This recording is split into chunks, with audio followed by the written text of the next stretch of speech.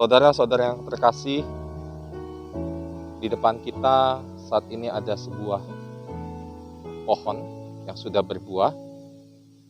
Pohon ini adalah pohon timun suri. Saudara-saudara, pohon timun suri akan dikatakan tumbuh baik apabila menghasilkan buah. Tidak peduli serimbun apapun pohonnya. Kalau yang namanya pohon timun suri tidak menghasilkan buah, maka pohon itu belum bisa dikatakan berhasil ditanam. Apa yang bisa menyebabkan pohon tidak berbuah? Ada banyak kemungkinan, saudara-saudara. Tanah yang kurang subur, kurang pupuk, kurang air ataupun kekeringan.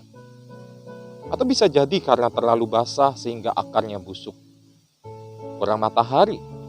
Dan berbagai jenis hama juga bisa membuat pohon menjadi tidak subur dan pada akhirnya mati kalau tidak segera ditangani.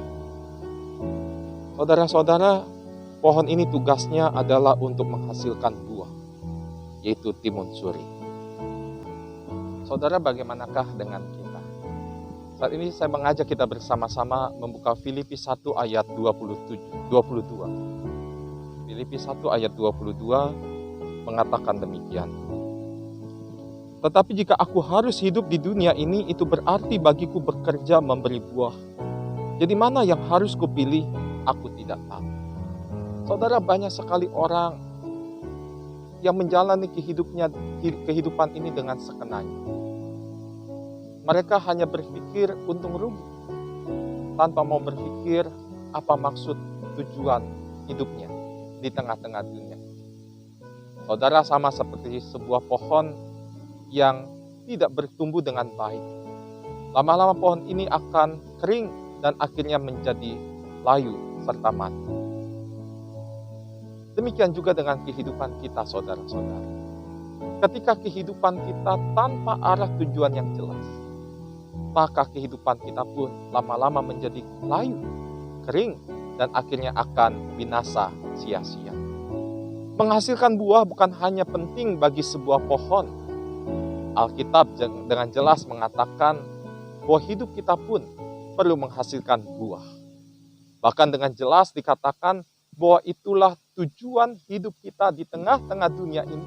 Itulah tujuan hidup kita ketika kita masih diberikan kesempatan untuk hidup oleh Tuhan di tengah-tengah dunia ini.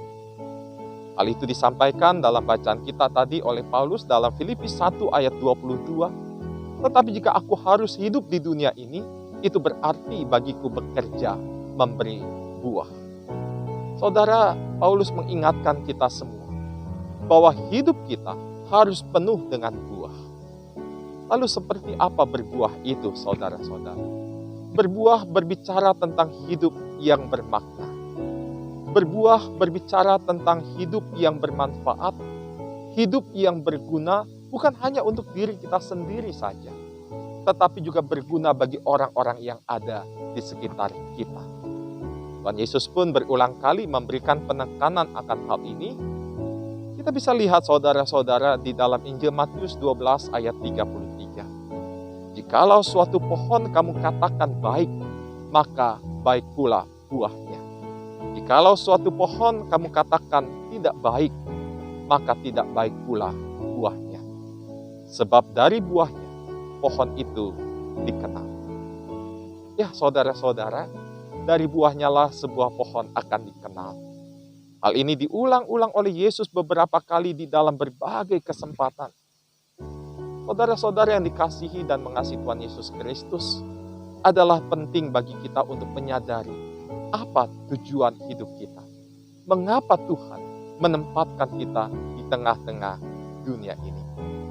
Saudara-saudara, tentu saja Tuhan menghendaki kita bekerja, kita berkarya, kita melayani dengan menghasilkan buah-buah yang baik. Tidak sedikit orang percaya yang lupa akan hal ini. Seringkali kita merasa puas dengan menjadi orang yang sudah percaya. Kita seringkali puas bahwa kita sudah menjadi orang Kristen. Kita puas dengan pelayanan yang kita lakukan.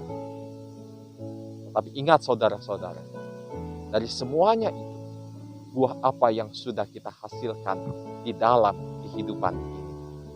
Jangan-jangan kehidupan kita sampai detik ini belum pernah menghasilkan buah yang baik. Karena itu saudara-saudara, marilah kita lanjutkan kehidupan kita ke depan.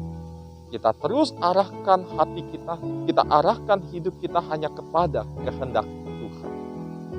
Sehingga setiap pekerjaan kita, karya kita, pelayanan kita, itu dapat menghasilkan buah-buah yang baik.